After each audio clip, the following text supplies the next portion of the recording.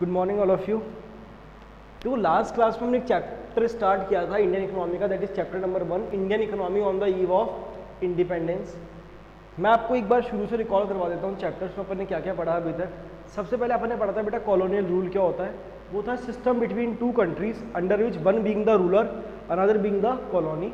और जो ruling country थी वो क्या कर रही थी, कॉलोनी की सारी इकोनॉमिक पॉलिसीज को डिसाइड कर रही थी। और इंडिया में अराउंड 200 साल क्या रहा था, कॉलोनियल रूल रहा था, दैट इज 1757 से 1947। नेक्स्ट हमने उसके बाद पढ़ा था बेटा स्टैग्नेंट इकोनॉमी, कोई भी ऐसी इकोनॉमी विच इज स्टक और very low on the path of its development, that is called stagnant economy. फिर हमने एक टॉपिक पढ़ा था बेटा features of Indian economy before colonial rule. उसमें पहला पॉइंट था कि agriculture was the main source of employment और around 85% of the population derive their income directly और indirectly from agriculture. Second point अपन ने पढ़ा था कि उस टाइम फार्मर्स वही क्रॉप उगा रहे थे जो उनको सेल्फ कंजम्पशन के लिए रिक्वायर्ड थी। थर्ड अपन ने पॉइंट पढ़ा था उसके अंदर बेटा कि जो इंडिया था वो फेमस था ऑल ओवर द ग्लोब किसके लिए, हैंडीक्राफ्ट इंडस्ट्रीज के लिए। फोर्थ था कि India enjoy extensive trade both with in the countries and with other countries of Asia and Europe और with rest of the world. मतलब इंडिया उस टाइम बहुत ज़्यादा ट्रेड को एंजॉय कर रहा था। और लास्ट पॉइंट था बेटा इंडिया कैसा था उस time, self reliant, prosperous and independent economy. फिर अपन ने क्वेश्चन पढ़ा था बेटा agriculture sector at the eve of independence. उसमें अपन ने 4 पॉइंट देखे थे। पहला पॉइंट था बेटा जमींदारी सिस्टम, सेकंड था बेटा कमर्शलाइजेशन ऑफ एग्रीकल्चर, थर्ड था बेटा लो लेवल ऑफ प्रोडक्टिविटी और था हाई डिग्री ऑफ अनसर्टेनिटी। फिर हमने नेक्स्ट टॉपिक स्टार्ट किया था बेटा इंडस्ट्रियल सेक्टर, क्वेश्चन लिखा हुआ नहीं है sorry, industrial sector on the eve of independence. उसका अपन ने पहला पॉइंट पढ़ा था बेटा competition from machine made products, ये अपन ने क्लियर कर लिया था, ये पॉइंट अपना हो गया था। फिर अपन ने सेकंड पढ़ा था बेटा डिक्लाइन ऑफ हैंडीक्राफ्ट इंडस्ट्री, याद है इसमें एक टॉपिक था डी इंडस्ट्रियलाइजेशन।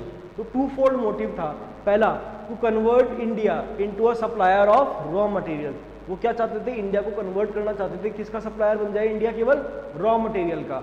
और दूसरा to develop India as a market for British manufactured goods. तो अगला टॉपिक आता है बेटा change in the pattern of demand, जहां से अपन को आज स्टार्ट करना है। मैं आपको बताता हूँ, देखो हमारे यहाँ लोगों ने क्या किया, अब हमारे यहाँ पहले कुर्ता पजामा खादी वगैरह ये सब पहना करते थे, बट जैसे ही ब्रिटिशर्स इंडिया में आए ना तो एक नया कंसेप्ट लेकर आए western lifestyle, jeans, T shirt, trousers, shirts, pants etcetera etcetera. तो हमारे यहाँ की जो जनरेशन थी या लोग थे वो लोग क्या करें, धीरे धीरे उन्होंने वेस्टर्न लाइफस्टाइल को अडॉप्ट करना शुरू कर दिया। अब जैसे ही उन्होंने वेस्टर्न लाइफस्टाइल को अडॉप्ट किया, मतलब जीन्स टी शर्ट पहनना शुरू कर दिया, तो क्या कुर्ते पजामा की डिमांड रहेगी अब, नहीं, उसको बोला गया change in the pattern of demand.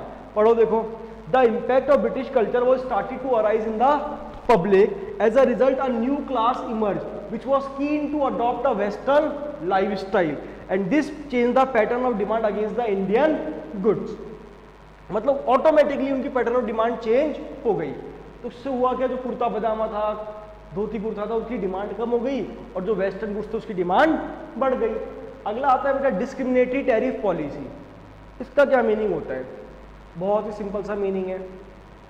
अगर मैं बताऊँ ना आपको, जैसे 4 बच्चे हैं, चारों ने गलती करी, तो मैंने क्या करा, 2 को तो डांट दिया और 2 को डांटा ही नहीं, तो क्या मैंने इक्वल ट्रीटमेंट किया सबके साथ, नहीं, मैंने क्या किया, पार्शियलिटी की। मैंने क्या की, पार्शियलिटी की। ऐसे ब्रिटिशर्स ने उस टाइम किया, क्या किया उन्होंने कि जो इंडिया जो ट्रेड कर रहा था ना अदर कंट्रीज के साथ, मतलब इंडिया किसी और कंट्री को गुड्स सोल्ड कर रहा था, एक्सपोर्ट कर रहा था, इम्पोर्ट कर रहा था, ब्रिटिशर्स ने उस पर बहुत ज़्यादा टैक्सेस लगा दिए। और इंडिया की जो भी ट्रेड केवल ब्रिटिशर्स से हो रही थी, कि ब्रिटेन में वो इंपोर्ट एक्सपोर्ट कर रहा था, उस पर कोई भी टैक्स नहीं लगाया। समझ लो पॉइंट को, पॉइंट क्या था, इंडिया जो भी ट्रेड कर रहा था रेस्ट ऑफ द वर्ल्ड के साथ, उस पर तो उन्होंने बहुत ज़्यादा टैक्सेस लगा दिए, और इंडिया जो भी ट्रेड कर रहा था ब्रिटिशर्स के साथ, उस पर कोई टैक्सेस थे ही नहीं। तो ये क्या थी बेटा, partiality, that is called discriminatory tariff policy, partial tax policy. मतलब हम जो भी रॉ मटेरियल ब्रिटेन से इंपोर्ट एक्सपोर्ट, ब्रिटेन को एक्सपोर्ट कर रहे थे या इंपोर्ट कर रहे थे उनसे जो भी, उस पर कोई टैक्स नहीं था। और इंडियन जो हैंडीक्राफ्ट गुड्स थे जो हम रेस्ट ऑफ द वर्ल्ड को इंपोर्ट एक्सपोर्ट कर रहे थे, उस पर उन्होंने हैवी टैक्सेस लगा दिए। उससे हुआ क्या, इंडिया के जो हैंडीक्राफ्ट गुड्स थी उसकी डिमांड वर्ल्ड वाइड कम हो गई, क्योंकि टैक्स लगाने से वो क्या हो गया, महंगा हो गया, तो लोगों ने ऑर्डर देना ही बंद कर दिया। That is called discriminatory tariff policy. बहुत सिंपल सा पॉइंट है। तो अपन ने पढ़ा बेटा change in pattern of demand, and अगला पढ़ा डिस्क्रिमिनेटरी टैरिफ पॉलिसी। अगला पॉइंट आता है बेटा नेगेटिव इफेक्ट ऑफ रेलवेज। देखो मैं आपको अगर एक बात बोलूं ना, क्या रेलवेज नेगेटिव इफेक्ट था? नहीं, रेलवेज ब्रिटिशर्स का सबसे बड़ा पॉजिटिव कंट्रीब्यूशन था इंडिया को। One of the biggest positive contribution that Britishers gave to us is introduction of railways. लेकिन रेलवे जब तक ब्रिटिशर्स इंडिया में थे ना, टिल 1947 रेलवे हमारे लिए टेरर था, हमारी इंडस्ट्रीज के लिए टेरर था। कहने का मतलब ब्रिटिशर्स के जाने के बाद वो एक बहुत बड़ा पॉजिटिव कंट्रीब्यूशन था इंडिया के लिए, लेकिन जब तक ब्रिटिशर्स थे रेलवेज क्या था, नेगेटिव इफेक्ट। ऐसा क्यों? क्योंकि ब्रिटिशर्स ने रेलवेज को केवल अपने पर्सनल काम के लिए यूज में लिया। भाई अपने रॉ मटेरियल को अगर एक प्लेस से दूसरी जगह लेके जाना है तो उन्होंने उसके लिए रेलवेज को इंट्रोड्यूस कर दिया। कहने का मतलब जब तक ब्रिटिशर्स इंडिया में थे ना, रेलवेज केवल उनके पर्सनल पर्पस के अंदर ही काम में आया, इसीलिए बोला गया negative effect of railways. Britishers के जाने के बाद नो डाउट रेलवे हमारे लिए क्या था, बहुत बड़ा पॉजिटिव कंट्रीब्यूशन था, बट जब तक वो लोग इंडिया में थे तब तक उन्होंने केवल अपने पर्सनल पर्पस के लिए रेलवेज को काम में लिया, इसलिए क्या बोला गया उसको, नेगेटिव इफेक्ट ऑफ रेलवेज। तो देखो मैं रीड कर देता हूं आप लोगों के लिए। Although introduction of railways is one of the positive contribution of British period, but at that time railways proves to be a terror for Indian industries because Britishers use railways for their benefits only. उससे हुआ क्या, जो low cost British product था वो तो India में expand होना शुरू हो गए, क्योंकि देखो मैं अगर पूरे इंडिया में गुड्स भेजूंगा, बैलगाड़ी पे भेज लूंगा ज़्यादा से ज़्यादा, तो मेरा सामान पहुंचेगा 5 दिन बाद, 10 दिन बाद। उनके जा रहा है ट्रेन के अंदर 2 घंटे में पहुंच गया, 4 घंटे में पहुंच गया। उससे क्या हुआ, जो ब्रिटिश का मार्केट था वो तो इंडिया में एक्सपेंड होना शुरू हो गया, और जो इंडिया का मार्केट था वो धीरे धीरे क्या हो गया बेटा, श्रिंक हो गया, खत्म हो गया। इंडिया का मार्केट इंडिया में ही खत्म हो गया, सोच के देखो, और ब्रिटिशर्स का मार्केट इंडिया में ही एक्सपेंड हो गया रेलवे के इंट्रोड्यूस होने से। तो देखो ये अपन ने 5 पॉइंट पढ़े। अब मैं आपको नेक्स्ट 2, पहला पढ़ा competition, decline, change, negative effect of railways. Last point है बेटा lack of capital good industries. बहुत सिंपल सा पॉइंट है। देखो कैपिटल गुड इंडस्ट्रीज ऐसी इंडस्ट्रीज होती है जो मशीन टूल्स वगैरह प्रोड्यूस करती है, those industries which produce machine और मशीन टूल्स। बट जब ब्रिटिशर्स इंडिया में थे ना, ड्यूरिंग दैट टाइम हमारी कंट्री में कोई भी कैपिटल गुड इंडस्ट्रीज नहीं थी, और ना ही ब्रिटिशर्स ने कभी एफर्ट डाला कि इंडिया में कोई कैपिटल गुड इंडस्ट्री को डेवलप कर सके। तो कहने का मतलब ड्यूरिंग दैट पीरियड हमारे यहाँ कोई भी कैपिटल गुड इंडस्ट्रीज नहीं थी, और ना ही उन्होंने कभी ऐसा चाहा कि इंडिया के अंदर भी ऐसी कोई इंडस्ट्री डेवलप करे। पढ़ लो, रीड मार लो। Capital good industry refers to those industry which are capable of producing machine tools, and during colonial period there was no capital good industries. Moreover, Britishers don't pay attention in promoting and supporting those industry. उनको क्या ही लेना देना था, वो चाहते ही नहीं थे कि इंडिया में इंडस्ट्री डेवलप हो, वो तो चाहते थे कि इंडिया केवल रॉ मटेरियल का सप्लायर बन के रह जाए, और हमारी जो ब्रिटेन में इंडस्ट्रीज है उनको रॉ मटेरियल सप्लाई करे। अब सर दिक्कत क्या होती है, हमने ये पॉइंट्स 6 पॉइंट लिख तो लिए, हम याद कैसे करेंगे? तो मैं इसको याद करवाने के लिए आप लोगों को एक सिंपल सी टेक्निक बताने की कोशिश करता हूँ। देखो उस लाइन को अगर आप बोलोगे ना तो आपको 6 के 6 पॉइंट याद हो जाएंगे। एक बकवास सी बात है, ध्यान से सुनना। मैं 6 पॉइंट पढ़ने वाला हूँ, अपने नोट्स में लिखी हुई है स्टार्टिंग में, एक्रोनिम देखना। मैंने एक बात बोली, गवर्नमेंट ने क्या किया, कंपटीशन को कम करने के लिए, कंपटीशन को मार्केट में कम करने के लिए उन्होंने चेंजेस करे, किसमें, टैरिफ पॉलिसी में। मैंने बकवास सी बात बोली आपको, सिंपल सी बात। गवर्नमेंट ने क्या किया, कंपटीशन को कम करने के लिए चेंजेस करे, किसमें, टैरिफ पॉलिसी में। कंपटीशन को कम करने के लिए चेंजेस करे, किसमें, टैरिफ पॉलिसी में। अब इसका इंपैक्ट 2 जगह आया, लिखा हुआ है अपने नोट्स के अंदर। इसका इंपैक्ट 2 जगह आया बेटा, एक तो कहां पर आया, रेलवेज पे, और दूसरा आया कैपिटल गुड इंडस्ट्री पे। तो देखो इस छोटी सी बात से अपने को 6 के 6 पॉइंट याद आ गए। जहाँ अपना क्वेश्चन स्टार्ट हो रहा है उसकी स्टार्टिंग में लिखा हुआ है, तो आप लोगों को देखोगे मिल जाएगा आपको। तो मैंने क्या बोला, कंपटीशन को कम करने के लिए चेंजेस करे किसमें, टैरिफ पॉलिसी में। इसका इम्पैक्ट दो जगह है, रेलवेज पे और कैपिटल गुड इंडस्ट्री में। पहले तो बताओ ये कहानी याद हुई क्या, और लॉजिकल बात करते हैं अपन। तो मैंने सोचा ऐसा हो सकता है, तो सोचना क्या करा, कंपटीशन को कम करने के लिए चेंजेस करा किसमें, टैरिफ पॉलिसी में। इसका इम्पैक्ट दो जगह आया, मैं बना देता हूँ। तो रेलवेज पे आया, तो मैंने ट्रेन बना दी तुम लोगों के लिए। तो उसका एक इम्पैक्ट तो कहाँ आया, रेलवेज पे, और एक इम्पैक्ट क्या आया इसका, कैपिटल गुड इंडस्ट्री पे। सर अब बात करते हैं, पहला पॉइंट याद करो, competition from machine made products. याद आया, पहला पॉइंट क्या था बेटा, competition from machine made products. दूसरा point, decline of handicraft industry. क्या था बेटा, डिक्लाइन ऑफ हैंडीक्राफ्ट इंडस्ट्री। तीसरा point, change in the pattern of demand. क्या है बेटा, change in the pattern of demand. और चौथा पॉइंट, डिस्क्रिमिनेटरी टैरिफ पॉलिसी। तो चारों पॉइंट कवर हो गए। पहला, competition from machine made products कम करना, मतलब क्या होता है बेटा, decline of handicraft industry, change in pattern of demand, discriminatory tariff policy. याद करो, नेगेटिव इफेक्ट ऑफ रेलवेज, और last point, lack of capital good industry.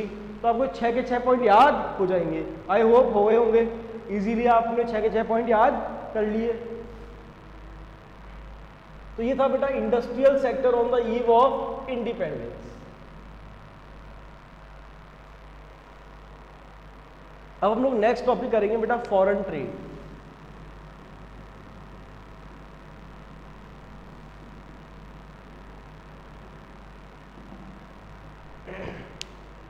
हमारा नेक्स्ट टॉपिक क्या है बेटा, foreign trade.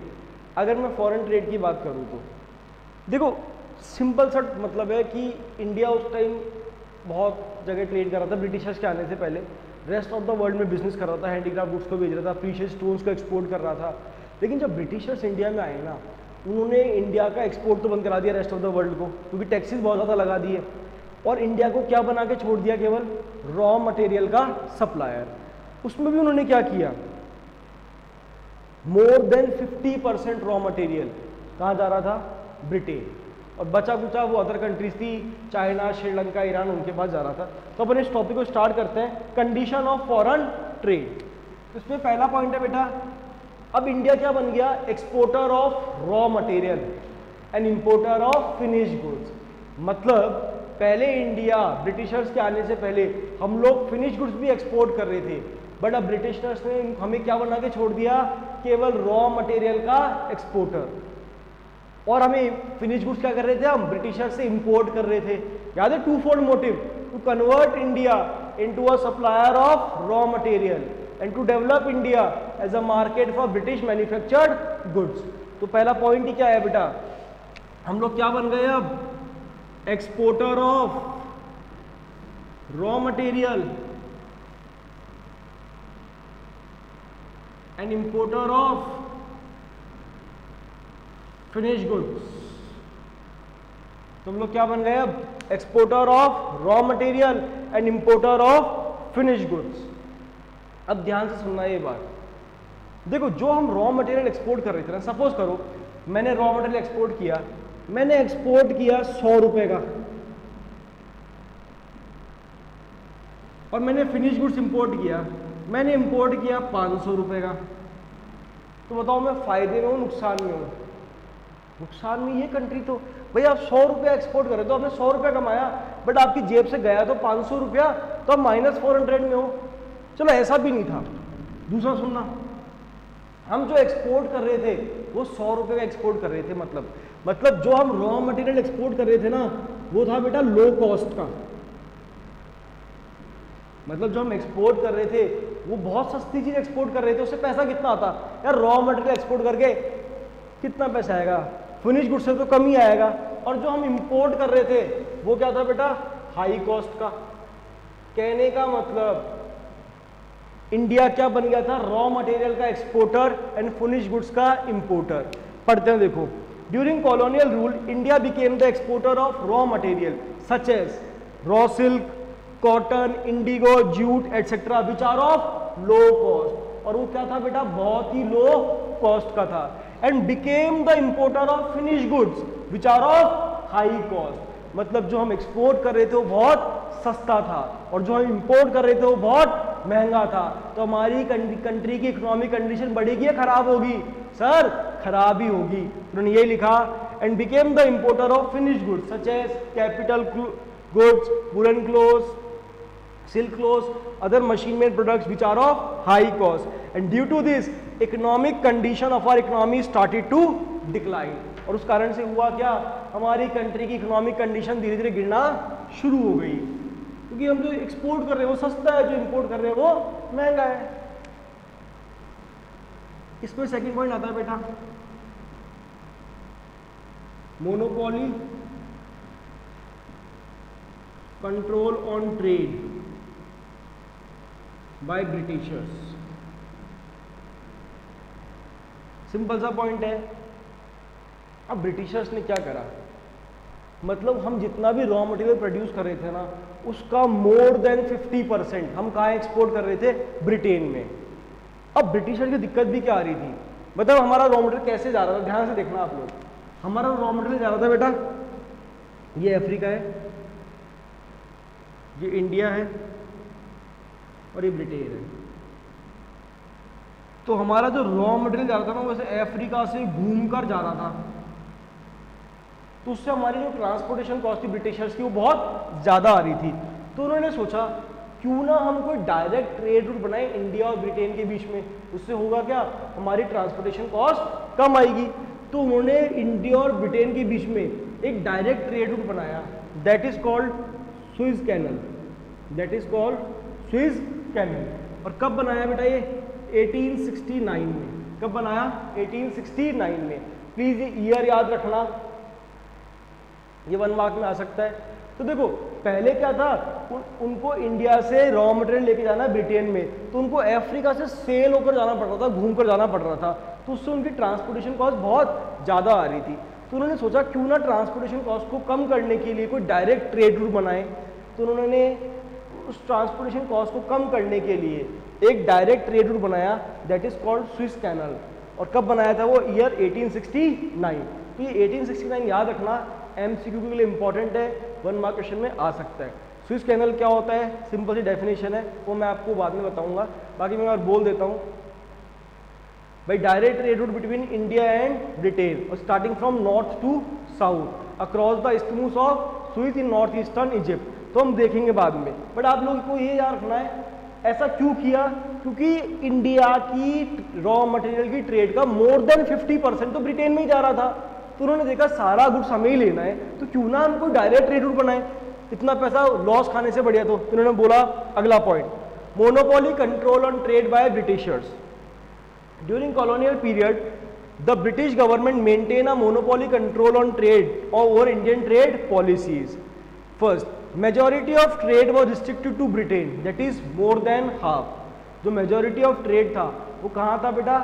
Britain, that is more than half. while the rest was allowed with some other countries such as China, Sri Lanka, Iran, etc. An opening of Suez Canal in 1869 provides a direct trade route for ships operating between India and trade.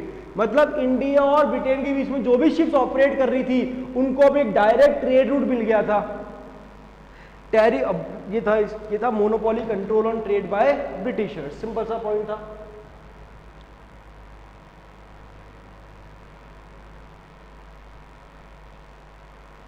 Third point क्या आता है देखो, अपन देखते हैं, economic exploitation. बहुत simple सा point है ये तो।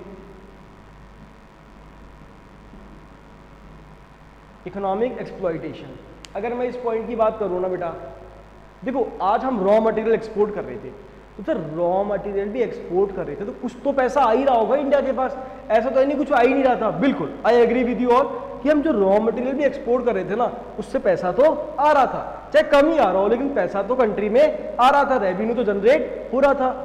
तो उस रेवेन्यू से भी डेवलपमेंट क्यों नहीं हुआ? इसका कारण है क्योंकि जो पैसा वहाँ उससे आया ना वो पैसा आया ब्रिटिश गवर्नमेंट के पास। किसके पास आया? कॉलोनियल गवर्नमेंट के पास, जो हमारे पर रूल कर रही थी। उन्होंने क्या करा, इस पैसे को नॉन डेवलपिंग एक्टिविटी में खर्च करा। किसमें खर्च करा बेटा? Non developing activity. सर ये नॉन डेवलपिंग एक्टिविटी कौन सी होती है, सुनना ध्यान से। जैसे सपोज करो उन्होंने क्या करा, उस पैसे से कोई ऑफिस बनवा दिया अपने बड़े अफसर के लिए, तो क्या उससे कंट्री का डेवलपमेंट होगा? नहीं। कोई बंगलो बनवा दिया उन्होंने अपने बड़े अफसर के रहने के लिए, या अपनी फैक्ट्री से अपने घर तक के लिए, घर से फैक्ट्री तक के लिए, फैक्ट्री से शिप यार्ड तक के लिए रोडें बनवा दी, तो वो भी अपने पर्सनल पर्पस ही पूरा कर रहे थे। या फिर उनको वॉर वेपन्स जो बनते हैं, वॉर के लिए जो वेपन्स बनते हैं वो बनवा लिए। तो ये सोचो इंडिया का ही पैसा, उससे ही वेपन बनाए और इंडिया के खिलाफ ही यूज कर रहे थे।